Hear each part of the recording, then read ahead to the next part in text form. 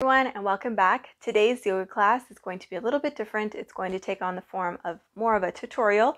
I'm going to be showing you how to access Sirsasana. I always have a hard time saying that word. Sirsasana A or headstand pose. So before we begin, there's a big misconception, a misconception that I had when I first started practicing yoga, that I needed to shred my legs or get shredded abs to be able to access headstand pose, and that has nothing to do with accessing your headstand pose. So if you're having some limiting beliefs about maybe the size of your body, put that all aside, because what is most important in your headstand pose is your ability to stack bone on bone, or bone on top of bone. And yes, of course, you need some hamstring opening, shoulder strength, and core strength, but it's not be all end all.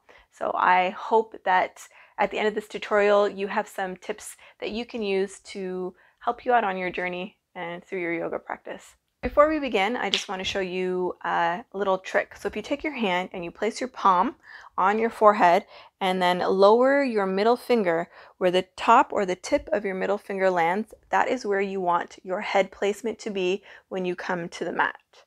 Or equally, like when you're wearing headphones, where your headphones, the middle of the headphones, where that lands, that's where you want your head to be on the mat. Another way to look at it is if you take your hand and you press down on that spot, that flat spot on the top of the head, and you're stacked nicely. If you move your hand or press down, it's kind of comfortable, like there's not much going on, right? But if you take your hand and place it, let's say, by your forehead, your hairline, and you press down and you kind of move around a little bit, you notice that it's not as comfortable on the neck. So that's what you want to think about when you're going up into your headstand, because neck placement and your head placement is very vital. It's very important in your headstand. Another thing that I want you to think about is a basket. So think about your hands as a basket. So when you are in your headstand pose, you interlace your fingers. But what you notice happens here are my pinkies are laying one on top of another. So when I put them on the floor and they stack one on top of another, it hurts. Like my pinkies are jamming into one another, and you don't want that. So what I do is I tuck my pinky underneath. That way my palms, I'm resting on the side of my hand, the side of my palm, the pinky edge side. Sitting back onto your heels, bring your forearms to the floor. And while you're here, grab a hold of opposite elbows. You should be able to wrap your fingers around your elbows. Bring your hands to prayer. And then interlace your fingers and find that basket. So tuck the pinky under so that it becomes comfortable. You're then going to walk your knees back. And right here, I just want you to play with dropping your shoulders into your shoulder girdle and then pushing away. So drop and then push away.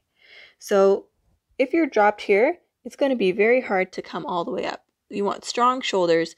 You want to push the floor away and keep that action as you bring the knees and the legs in. So from here, you're going to bring your head down onto the floor, that same spot that you put your middle finger, or where the middle of your headphones would be. Hug your elbows into the midline and tuck your tailbone under. From here, tuck your toes under and straighten your legs. You then want to walk your feet in so that your hips stack on top of your neck. And then notice how I'm kind of crunching here, my shoulders towards my ears. You want to move your shoulders away from your ears and then squeeze the elbows in. Maybe bring one leg in and bring it down, and maybe bring the other leg in and bring it down. Walk back, bring the knees to the floor, and sit back onto your heels. Shimmy from side to side.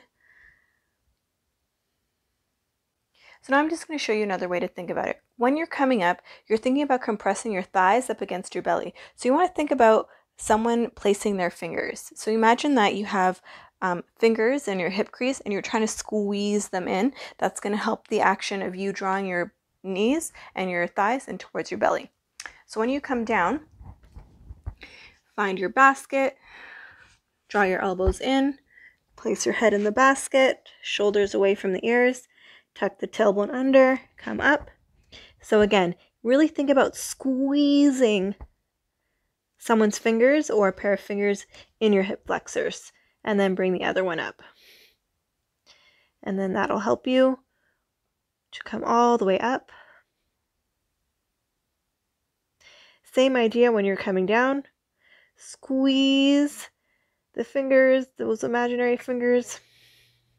Squeeze, squeeze, squeeze, squeeze, squeeze. And then maybe you lower one foot